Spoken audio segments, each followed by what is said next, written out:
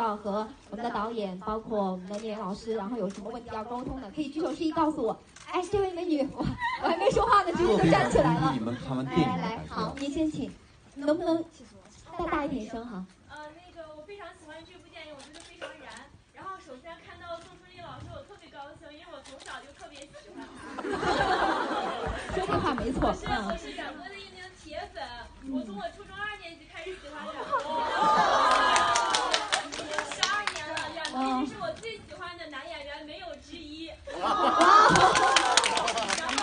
这12年我都非常的支持他。我想问一下，在这部电影，因为我之前看过冉哥所有的作品，从《谢罗手》、范逸峰到赵云、齐天磊，然后就胡斐，所有的角色都是有很打的角色，但是很少看到冉哥飙车的角色。我想问一下，就是在这次那个冰面上飙车，有没有什么就是特殊的感受在这部电影里？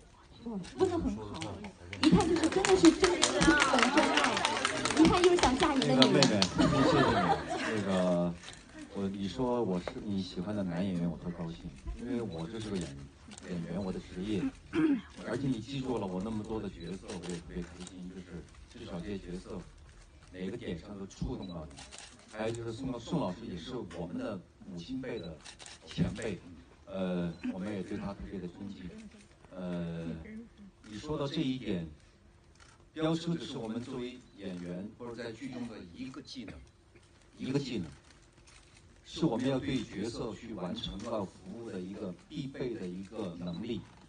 不管是拍打戏、说台词、拍武戏、追逐、跳水，我觉得都是很正常的事情。对于我来讲，我没有当它是一个特别重要的一个能耐，但是你能记住角色了，我就很开心了。